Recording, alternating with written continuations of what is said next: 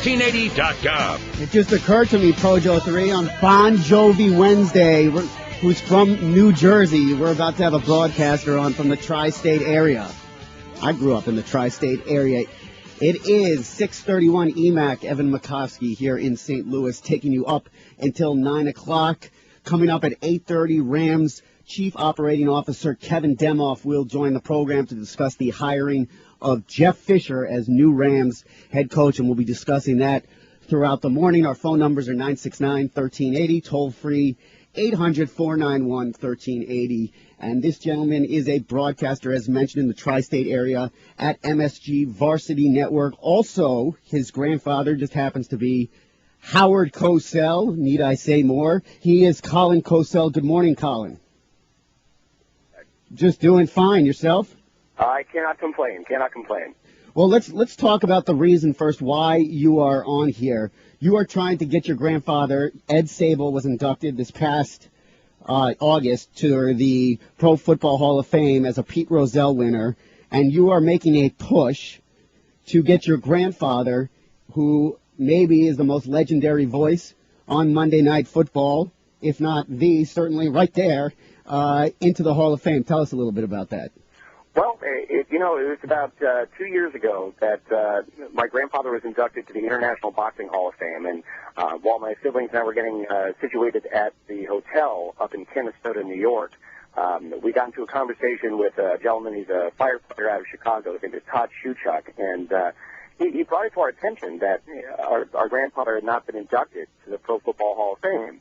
And it seemed kind of strange to us that, given his ride into the sunset with boxing, that he was inducted into the Boxing Hall of Fame before the Pro Football Hall of Fame. And we kind of figured, well, if this kind of ran its course, then it will with football as well. About a year later, there's a gentleman named Chuck Schultz who runs a website dedicated to rectifying the whole little monkey comment. And all the nonsense that came along with that. Describe, hold on, for people who are past that, that was on Monday Night Football. Your grandfather did not mean it in a racist way. I'm forgetting which player he said it about, but he said, look at that little monkey run, and clarify that. So he took heat. Why don't you clarify that story real quick? Absolutely. The gentleman was Alvin Garrett, who after the game said that, he was just happy that Howard Cosell knew who he was. That was his quote after the game. Little monkey was a comment, it was a term of endearment, really, that my grandfather used for us grandkids. And it was something that he said on a regular basis. It was literally a term of endearment. And he had said it about a white gentleman as well, a member of the Kansas City Chiefs back in 1973, Mike Adamley. So it was just a gross misunderstanding, and society decided it was necessary to label my grandfather as a racist, even though throughout the 60s, he was, a huge advocate of people. I mean, his hero was Jackie Robinson, and obviously a huge advocate of Muhammad Ali, who just turned 70 yesterday. And, it was one of those things where society couldn't wait to, take a good shot at him, and that was the outlet for them. It was through the little monkey comment in 1983, and that basically drove him to walk away from Monday Night Football. It was just too much. Really? I didn't realize that drove him out of it. Was he forced out, so to speak? No, not at all. He just didn't want to deal anymore? At that point, he was exhausted. Right. It had been 15 years of being a very polarizing figure in not just sports broadcasting, but in entertainment in general. And, he started his career as a broadcaster when he was 40 years old. So most people at that point, he was a lawyer up until that point. Most people at that point are thinking about retirement, and he had a complete career change. So at that point, he was in his 60s. He was just exhausted by, society and media as a whole. And, he also wanted to be around myself and my siblings. My parents had gotten divorced, and he wanted to be around for us and my mom. And so, he was a family man first, and a broadcaster second, and a figure in the public second. So, it was just an amalgamation of things that made him decide to step away and just spend a little more time with the family and then get out of the spotlight. Evan Makovsky on 1380 in St. Louis with Colin Cosell, grandson of Howard Cosell. To get him into the Hall of Fame as a Pete Rozelle winner. Previous winners include Ed Sable and Chris Berman. Okay, what is the criteria to get into the Hall of Fame as a non-player? Well, the criteria basically states, essentially, that anyone who has made a massive contribution to the sport and helped the game of football in general in any way, in any major way, not just any way, because that could go for any broadcaster. For anyone who has made a contribution to the actual furthering of the sport itself, either on or off the field, and the NFL, or the Pro Football Hall of Fame, rather, actually has a very distinct line between the NFL family, which would be players, GMs, coaches, what have you. They have a very distinct line between that and members of the media, and I understand that. And I've spoken to, the head of the Hall of Fame who oversees it and basically counts all the ballots. And there's a long list of people that are on the nominating committee. But I've spoken to him about it, and he said, well, we're trying to make sure that there's a specific distinction between members of the media and members of the NFL family or pro football family. And Colin, can I ask you a question? Is your case here that he wasn't just a play-by-play announcer? He basically, when you mentioned furthering the sport, the fact that Monday Night Football became such a, which maybe is now considered Sunday Night Football, but that this game became such an isolated, not just a football game, an event, and the three broadcasters, Don Meredith, Frank Gifford, and your grandfather, quote, that furthered the game. Would that be an accurate description of maybe part of your campaign? Absolutely. That is 100% accurate, because before Monday Night Football came to fruition, it was the NFL was not nearly, not even a fraction of what it is today. Now it's an American pastime right up there with baseball. At that point, college football was actually bigger than professional football. It was followed by more people. It had it received many more of the headlines than professional football did. Monday Night Football came along, and it was a personality like my grandfather's that not only furthered the sport, but furthered the way we watch it, and made Monday Night Football and even the stepchild of Monday Night Football, Sunday Night Football, it made it a staple in Americana. That these are the games that we have to watch, even if the two teams are terrible. We're going to be watching Monday Night Football. People, bars have wing night and specials on beer just for people to sit down and watch Monday Night Football. And the reason for that was the original broadcasters, as you mentioned, Gifford, Meredith, and my grandfather. Well, wait. A huge part of that is my grandfather. They weren't wasn't Keith Jackson? Didn't he do it for 2 years before they switched him into college? And then they moved in those three? No, Jackson came in. The original broadcasters were my grandfather and Gifford and Meredith.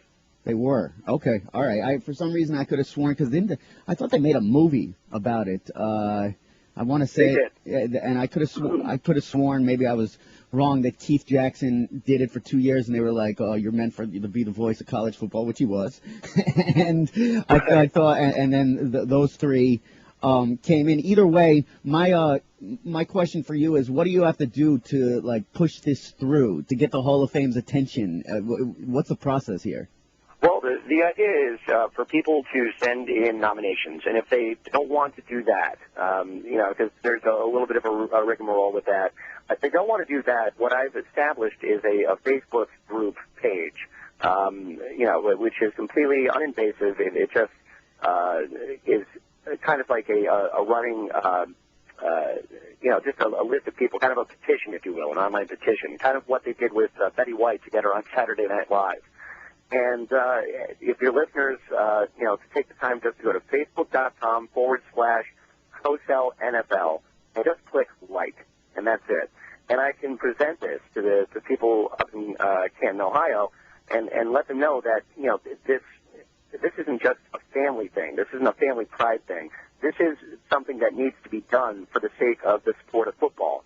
I really firmly believe that my grandfather's existence and his contribution to Monday Night Football not only furthered the sport, but propelled it into the spotlight that it is now. And it is just a matter of making the people there aware that my grandfather transcends that line that they have between the media and the members of the NFL family. And that, they make exceptions to the rule. You mentioned Ed Sable. Ed Sable started NFL Films. Not once was he a member of an organization, a coach, or anything along those lines, but his contribution to the NFL via NFL Films was huge enough to have him inducted to the Pro Football Hall of Fame. I think my grandfather deserves the very same, and the Pete Rozelle Award, they say, is dedicated specifically to members of the media. I think my grandfather deserves both, because he was not only a member of the media, but he was also a huge proponent of the growth of Monday Night Football and the NFL as a whole. But absolutely, and I think that what you said about furthering it, that it wasn't just a football game, it was an event, and he just wasn't another play-by-play announcer. He was almost, the announcers were kind of stars of the show, too, on top of the game. And by the way, we're both right. 1970, the original Monday Night Football lineup, Howard Cosell, Don Meredith, Keith Jackson. 1971, Keith Jackson was replaced by Frank Gifford in the booth. So, there we go. Yes, so there you go. I popped you a note with that. All right, before we get off the phone here, yesterday Muhammad Ali turned 70 years old. Your grandfather had like a childlike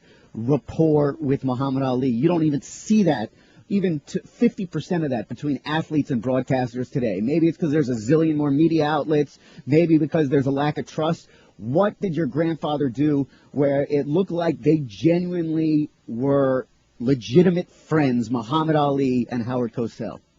Well, they were. They were legitimate friends. They had an on-camera rapport that everyone got to see, and as you mentioned, you really don't see that. My grandfather had that rapport with a lot of professional athletes. I mean, there were guys on pro football teams, baseball teams, coaches, what have you, that would call my grandfather for advice or would babysit for us grandkids. I mean, the relationship he had with pro athletes was, I don't think you'll ever be able to second it, and a lot of people really don't know about it. But when it came to Muhammad, there was, this personality, that transcended. They were kids, like in the sandbox. They were like kids in the sandbox every time they'd see each other. It'd be goofing.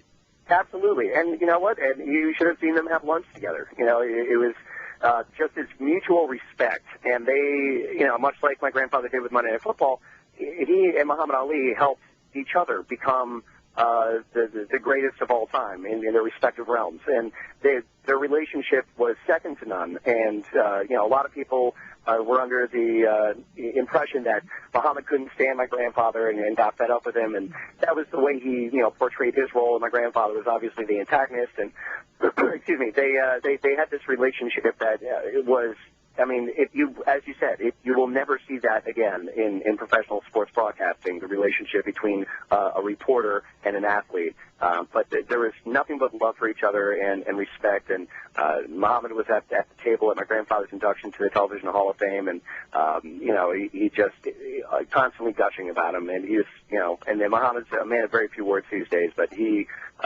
will always say nothing but great things about my grandfather. And if my grandfather was still around, I know he would say the very same. All right, before we let you go, remind everybody again where they can go to support the cause to get your grandfather, Howard Cosell, into the Pro Football Hall of Fame. All you have to do, everyone's a member of Facebook now, go to facebook.com/Cosell NFL. And if you want any other further updates, follow me on Twitter. It's at Cosell, the Cosell. And anything else, if you want to befriend me on Facebook, that's fine too. I will send any information along. I'd love to, have a conversation about my grandfather. So to your listeners out there, please join this crusade, if you will, and let's make this happen. All right. Thanks a lot, Colin. Have a good one. Devin, thank you. All right. Appreciate it. There he goes on the Spooner Law guest line. Call 314-ASK Jack, grandson of Howard Cosell, Colin Cosell, looking to make a push to get him into the Pro Football Hall of Fame. We will break right here. Come back. Sports Radio 1380.